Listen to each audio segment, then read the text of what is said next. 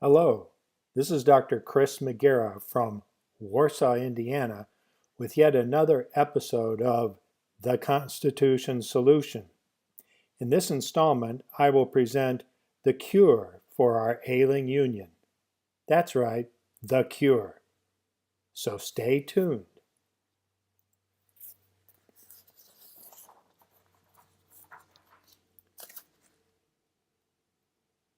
Every medical lecture cites the original sources and disclosures, and this presentation will be no different. Many of the ideas, theories, and statements contained herein are those of the founders, those who inspired them, and some modern constitutional scholars. To formulate the cure, I believe that I have combined a number of the elements into a unique cure.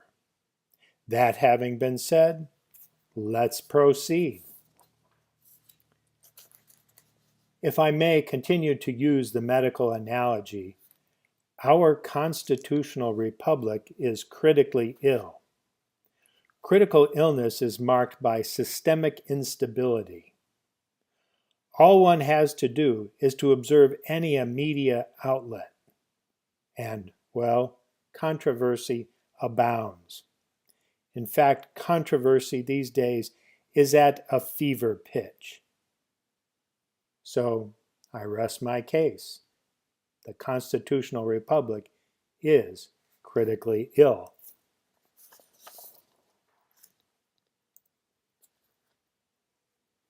All illnesses have a cause or etiology.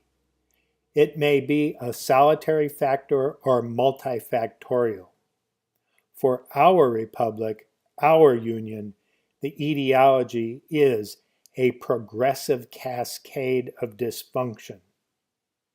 It began with usurpation of power. That is, powers not specified in the Constitution. This has led to consolidation of power. Power usurped and concentrated by the general, aka federal government. This in turn has led to tyranny, the tyranny of the deep state, with a resultant loss of liberty. Loss of liberty of we the people, who of course are the ultimate sovereigns of the entity known as these United States of America.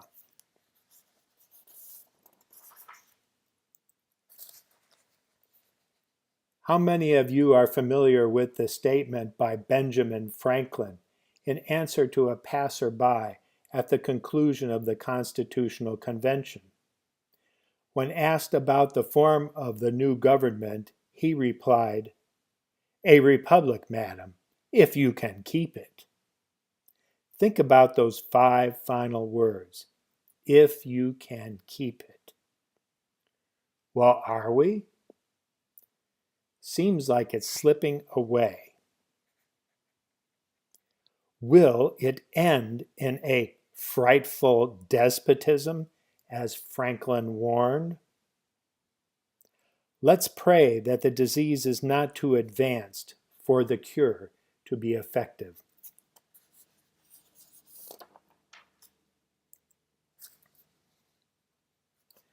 Terminology and definitions are key to medical science. It is no different in political science. So let's start at the beginning. Who are we? What are we?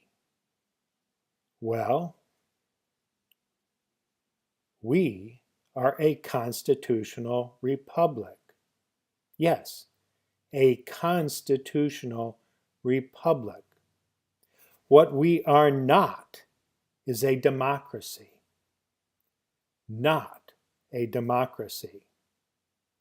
A republic is based on the rule of law.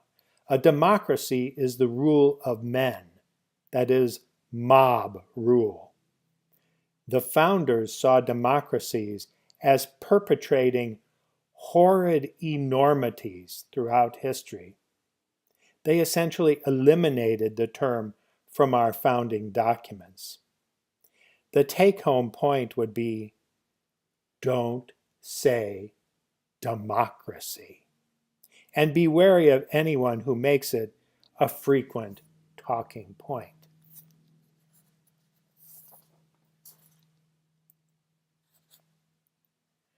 We know that our constitutional republic has a serious ailment, so let's move right to the treatment. The treatment and cure is and has been right in front of our eyes. It is the Constitution solution. As founder John Dickinson wrote, Veniente occurrite morbo. That is Latin for oppose a disease at its beginning. Founder John Dickinson wrote these letters from a farmer in Pennsylvania, and each letter was ended with a Latin phrase or maxim. And this phrase or philosophy was the conclusion of letter number 9. Oppose a disease at its beginning. Well, we're late to the treatment, but it's not too late.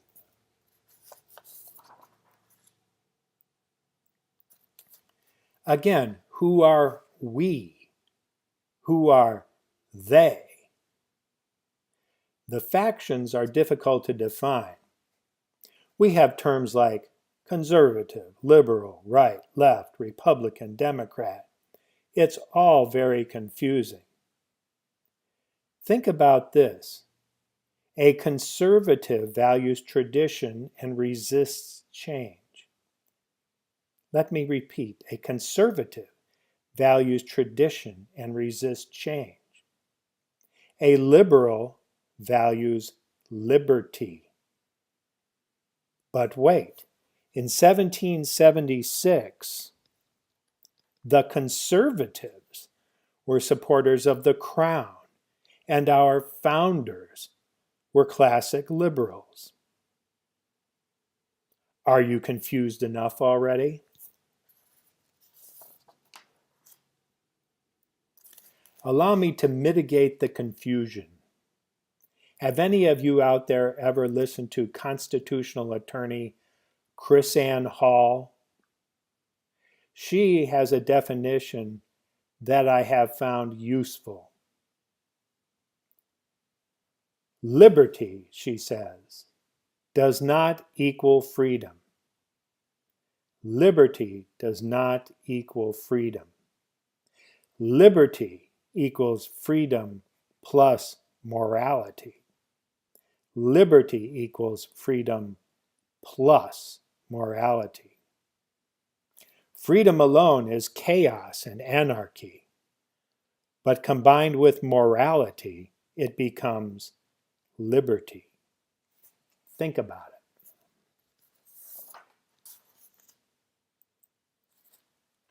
So again, who are we? Who are they? Allow me to propose some definitions for you to use in political discourse so that we might keep things constant and uniform. So I propose the following term. Constitutional Republicans, that's Republican with a little r, would be known as the CR group. That's little r, Republican. That's what we are, constitutional Republicans. Now, what are they? When you distill it all down, they, the opposition, are globalist collectivists. Globalist collectivists, or the GC group. It is easy to remember, at least for me. GC is the medical abbreviation for gonococcus, a nasty venereal disease with which you don't want to associate. Well, enough said about that. These are the two factions, the CRs versus the GCs.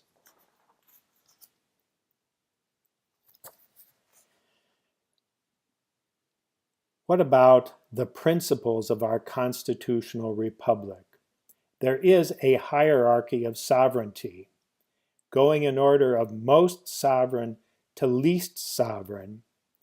First, we have we the people are the ultimate sovereigns.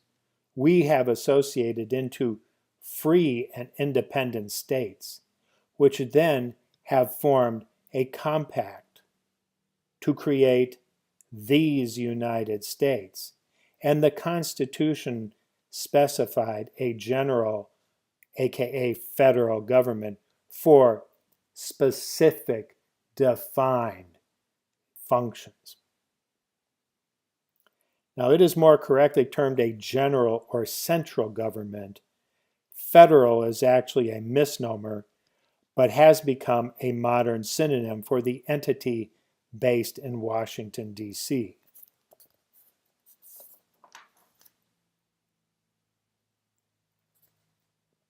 What about power?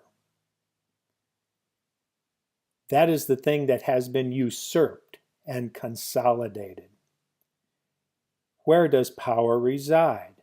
Well, again, from most to least, power resides, first of all, in we the people are the ultimate sovereigns.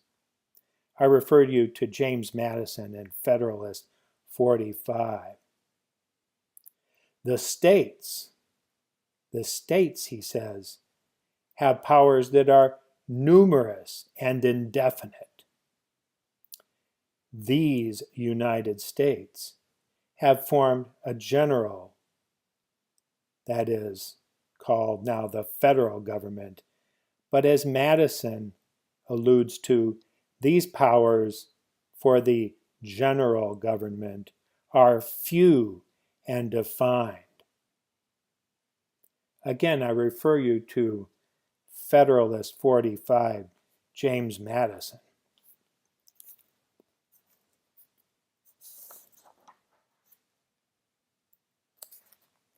How do you debate with a globalist or collectivist?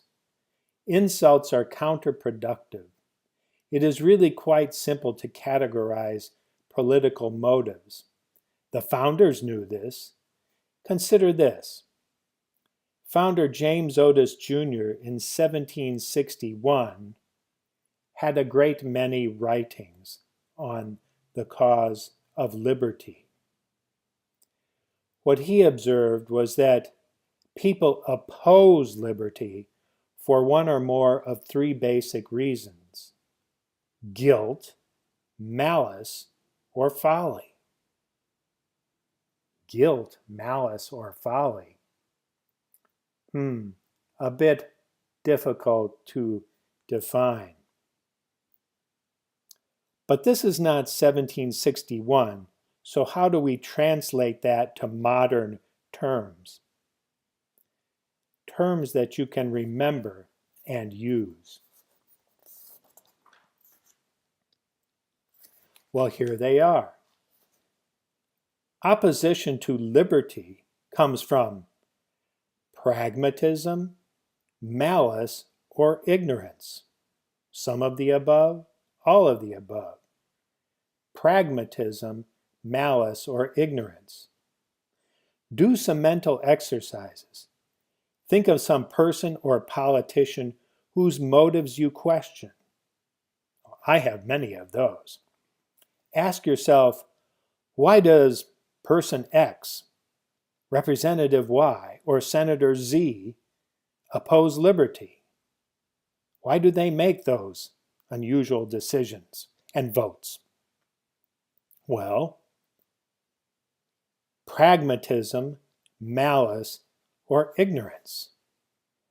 See, it really is a fun exercise. So again, just stick in the name of your favorite or unfavorite politician, celebrity, etc., and just go through the list. Now you can do it objectively without emotion. Remember these, use them in order to defeat and dominate the opposition, the globalists, collectivists. How did our constitutional republic become ill? Who is to blame? Well, there is plenty of blame to go around.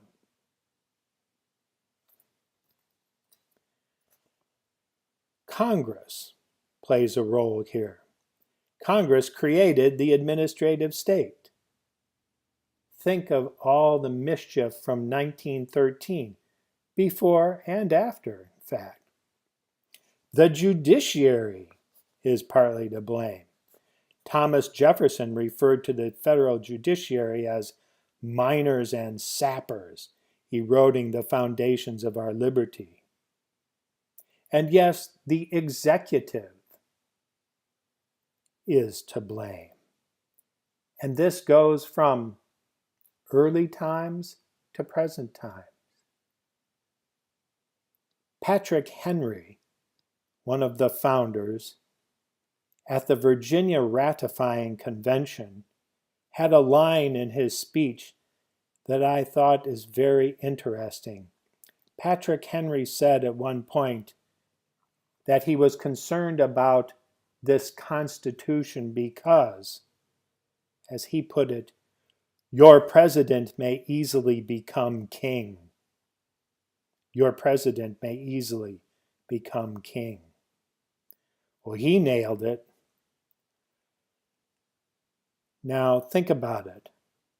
All artful rulers use precedent to build and consolidate power. One leader does it, then the next one does it, and they build and build and build until you no longer have a functioning constitutional republic.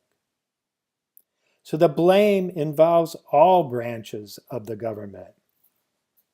And to a certain extent, it blames the electorate.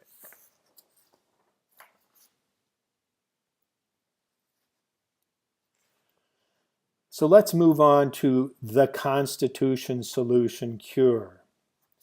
And for this, I refer you to James Madison in Federalist 46. James Madison gave us 4 things to do to oppose an unwarrantable act of the general government that is unconstitutional. Number 1, the repugnance of the people. Yes, we the people. Debate, protest, get loud. Make your voices heard. Number 2, Madison states, and this is very important, in response to an unwarrantable act of the federal government, you simply have a refusal to cooperate with officers of the Union. A refusal to cooperate with officers of the Union. Now, think carefully. He's not talking about obstruction, just non-cooperation. Number 3, unwarrantable acts of the federal government can be countered by the frowns of the executive magistracy, that is, the governors. Frowns of the executive magistracy. Well, I know of some good governors who promote liberty and some very, very bad governors. And Republican and Democrat does not always categorize them according to their opposition to liberty. And then Mr. Madison gives us legislative devices. The states can use legislative devices to oppose unwarrantable acts of the general government. Take, for instance, things like Second Amendment protection acts in various states, or legislation to make specie legal tender, and the list goes on and on and on.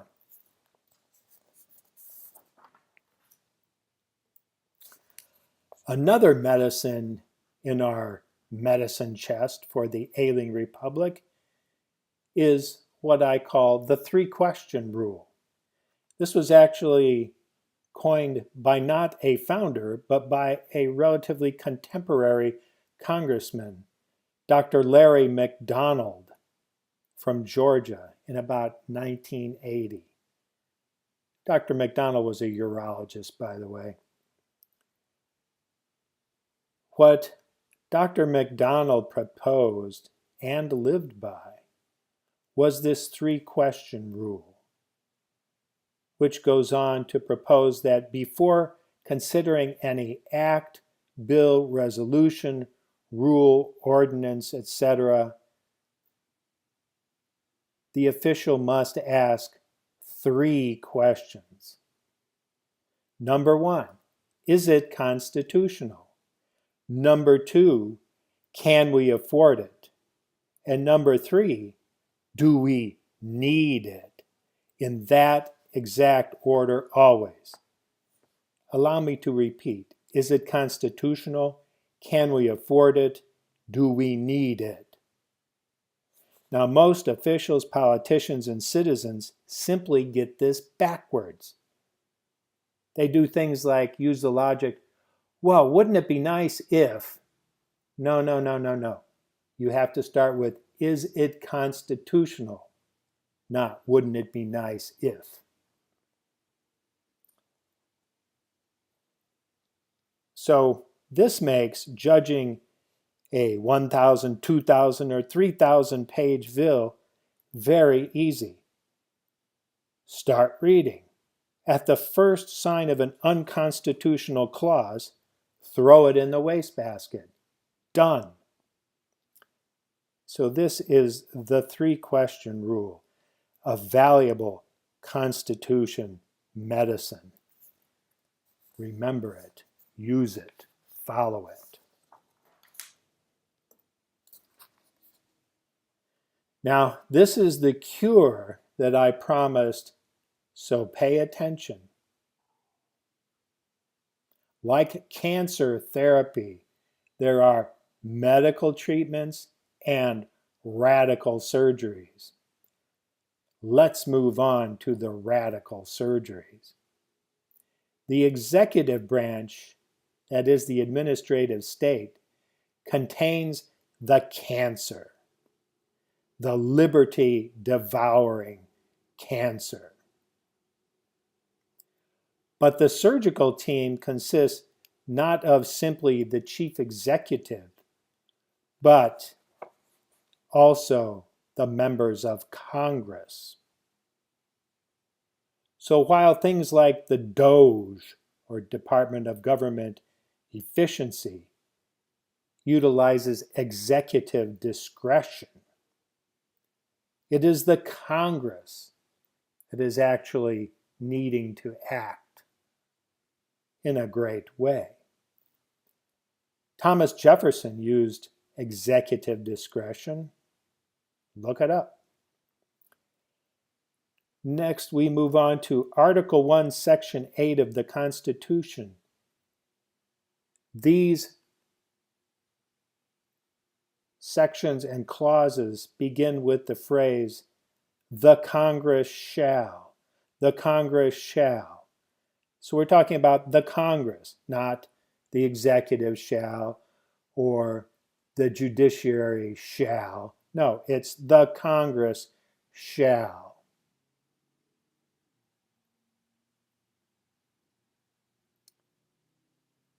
If you read the entire Constitution, it becomes obvious that there are only 7 constitutional departments.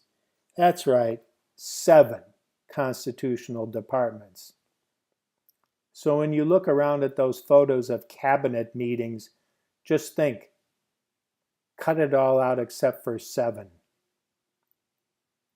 And those 7 constitutional departments are State, Treasury, Justice, War or Defense, Transportation, Interior, and Commerce. Let me state that again. This I guess you could call it the Magnificent Seven or the Constitutional Seven: state, treasury, justice, defense, transportation, interior, and commerce. That's it. Don't believe me? Read the Constitution. It's all there.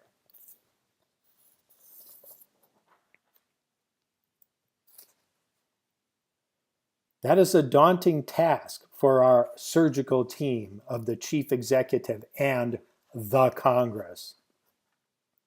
How do you debulk the administrative state from about 500 bureaucratic entities down to 7? As part of my 2020 congressional campaign, I developed the treatment protocol for this illness. However, not enough voters were convinced, so I am still treating patients. I didn't quit my day job. I continue to have hope that the cure will be implemented. So, how do we deconstruct general government consolidation of power? Deconstruct general government consolidation of power. The way to do this, the inspiration came to me from the Texas Sunset Advisory Commission. That's right, the great state of Texas, where incidentally I lived as a child. The Texas Sunset Advisory Commission. Well, what is it? Put simply, nearly every department or agency in the great state of Texas must be reauthorized and reconstructed every 10 years. If the Texas legislature does not do that, then that department or agency simply disappears. Poof, gone. What a genius concept. We need it on a federal level.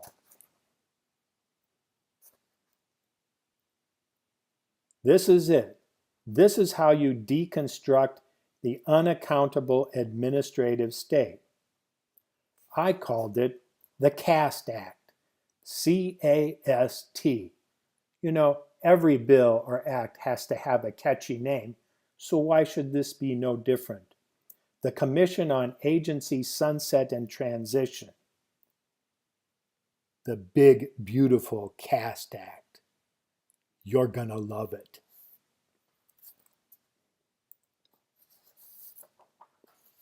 Key terms are sunset and transition. The CAST Act would transition the usurped powers back to the states. Let me repeat that. The powers go back to the states where they belong. It would be proposed that the CAST Act contain a 10-year sunset cycle, just like the Texas Act. Exceptions are constitutional specified agencies, but even these need oversight. So it would be proposed that there is a mandatory 10-year reevaluation of constitutional specified agencies. If that reevaluation and reauthorization did not occur, then the act could include a clause so that the budgets of these agencies would be frozen if they were not reevaluated.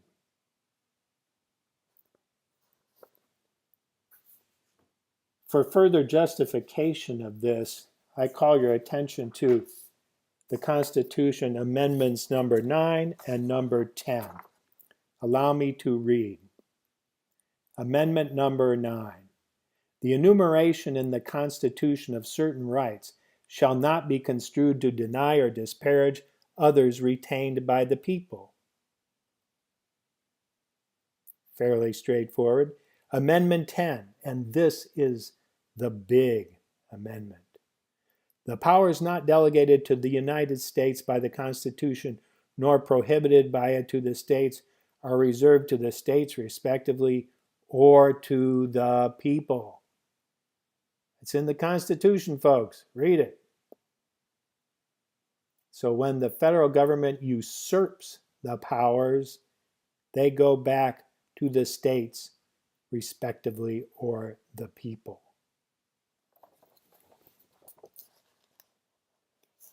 Further points to consider about a caste act. You could do this a fast cure just by specifying to terminate all unconstitutional entities not part of the Constitutional Seven at the time of the adoption of the act, or a slow cure. In other words, terminate agencies one by one through the sunset, attrition, and transition. The problem is Congress must have the motivation, wisdom, and virtue to perform this radical surgery. How many congressmen and senators do you know that have the fortitude to actually do this? Well, they're going to have to. We, the people, need to elect ones that will restore the constitutional republic. Well, that's it, folks. That's the Caste Act, but I'm not done. There's more. So every large surgery has pre-op anxiety and post-op discomfort and rehabilitation and maintenance therapy.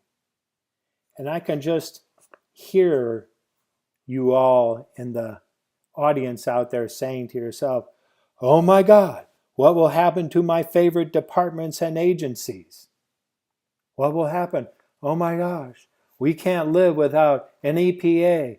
We can't live without an FDA. We can't live without. Just calm down.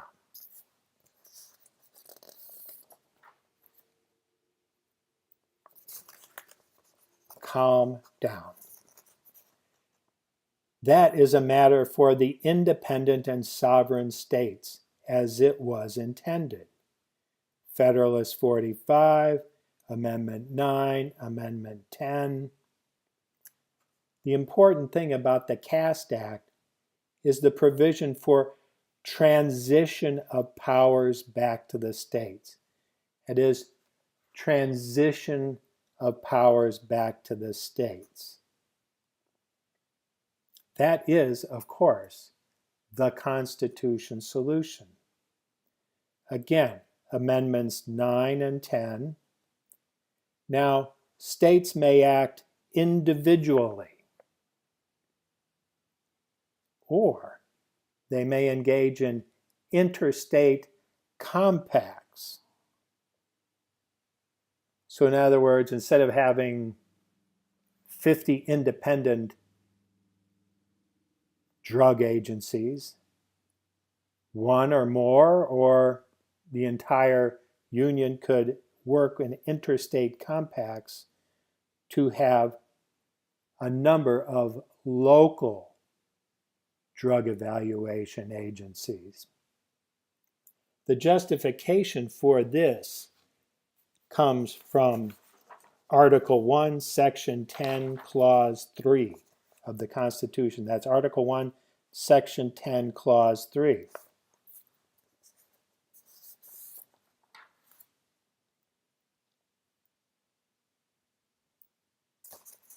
Interstate compacts.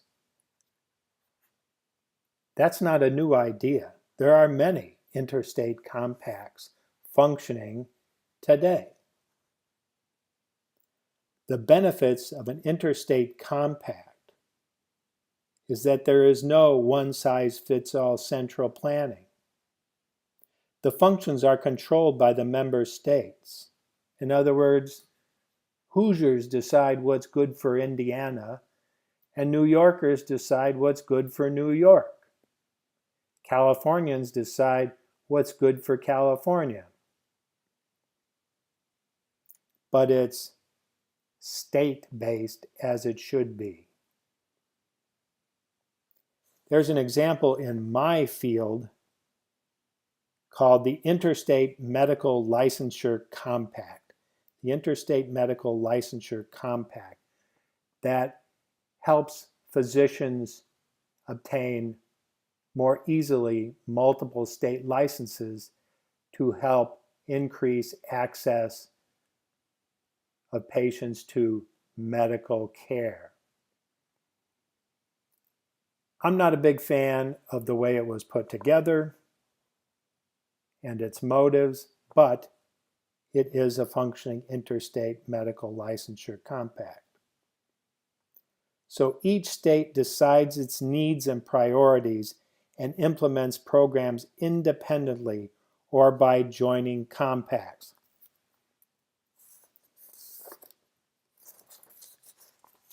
So again, your favorite agency doesn't disappear. It doesn't disappear. It transitions to the states. Transitions to the states. And you could put a clause in the act saying that there's a 5-year transition to give the states the opportunity to develop and implement these agencies before they, poof, disappear on a federal level.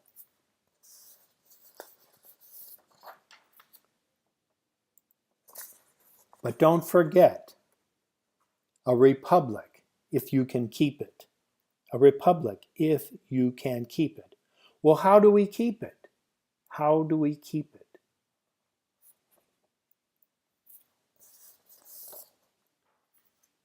The Constitution solution cure will require perpetual maintenance therapy to avoid relapse of usurpation, consolidation, and tyranny.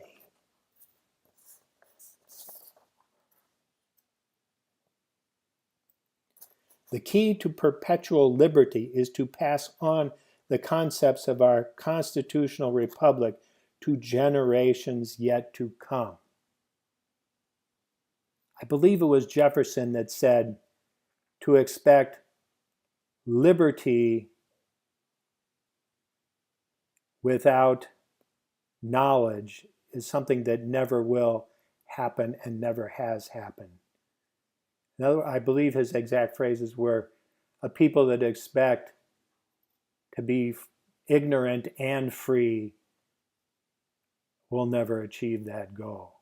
In other words, you have to have knowledge in order to remain free. How do we ensure that?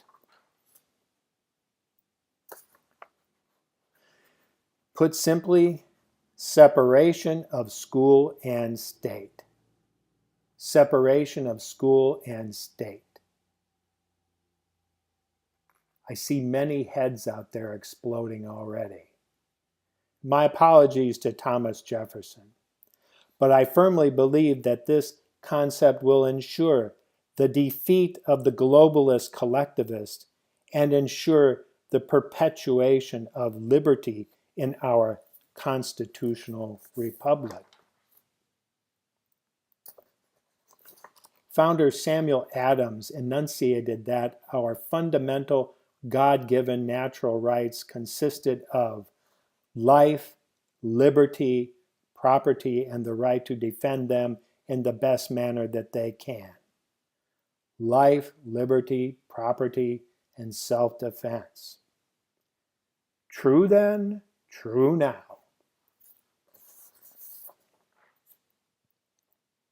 Again, the ultimate cure, the long-term plan for ensuring that the cancer that's devouring our liberty never returns is separation of school and state. Separation of school and state. Think about it. And that concludes this episode of The Constitution Solution. Thank you. May God bless these United States of America. Good day.